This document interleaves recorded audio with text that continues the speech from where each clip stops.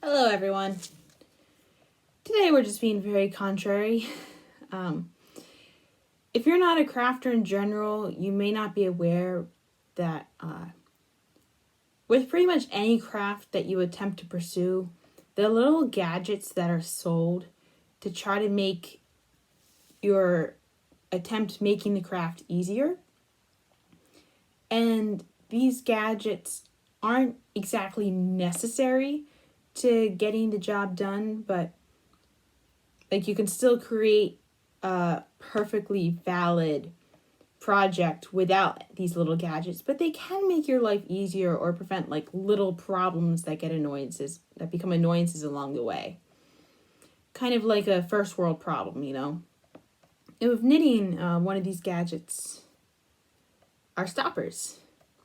So what these things are, they cover, if I can get them out, I need the needle to get that out. There you go. They cover the point of the needle, so that way your knitting project doesn't fall off of the needles while you're not working on them. And it saves you a lot of stress down the line. However, I don't use these very often because a lot of the times when I want to end a project, something that works just as well is just sticking your needles into the ball of yarn you're working with. You are risking splitting the yarn when that happens, but it doesn't create that much of a big effect when you do it.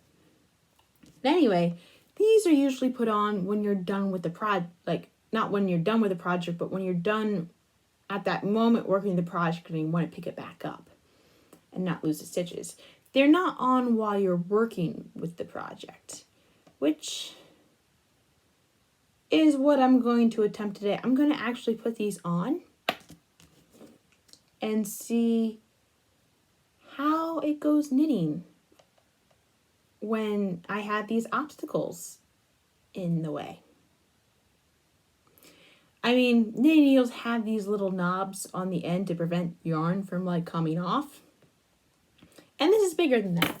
So, here we go. I guess I'm going to have to do this somewhat loose so it gets over, which means I can't quite go all the way. There you go. You ever read The Secret Garden? I think it's by Frances Hodgson Burnett. Anyway, in the very first chapter, or very close to the beginning of the book, there's this poem about how disagreeable the main character is. It's Mistress Mary, quite contrary, how's your garden grow? With tulip bells and cockle shells and marigolds all in a row. I'm not sure about that third line, but yeah, this is me acting like Mistress Mary. Very disagreeable, Mistress Mary.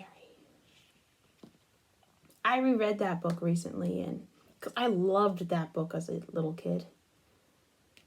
There are some parts of it that would not fly now.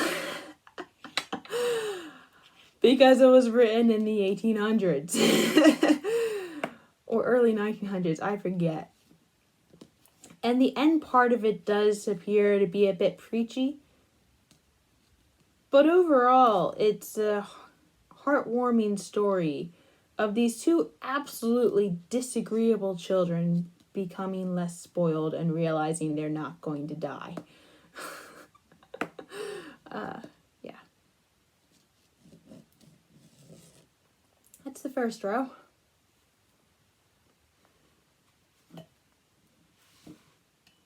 But the main character, Mary, has no self-awareness about how she is perceived by other people and how difficult, she is. It's obviously, I'm meant to, be served and be respected and things like that.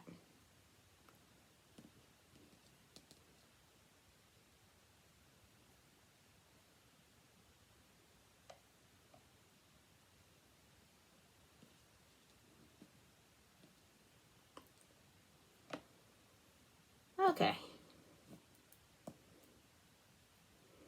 So because I'm keeping it relatively loose, I'm finding that I'm able to like work around it. Yarn's kind of catching on like the silicone material, but because it's like smooth and yet a source of friction at the same time, I guess is the best way to describe it.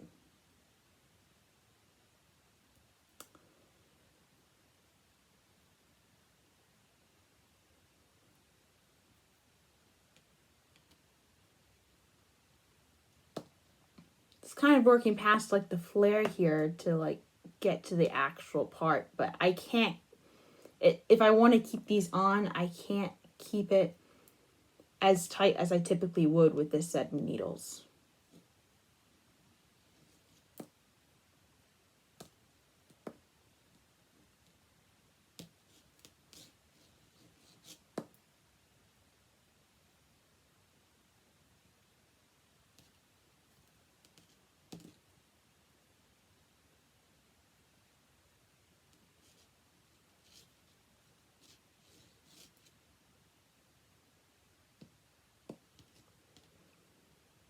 There we go. It's 3 rows.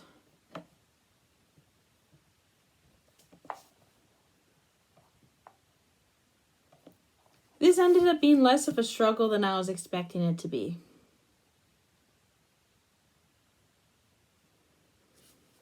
But it's still not as good as if I just did it without the little thing. And the good thing is it's like, it's tight on the needle, so it didn't move, which was nice. I feel like if I did it really tight, I would have forced it to move. Anyway, that was today's entertainment. Have a nice day.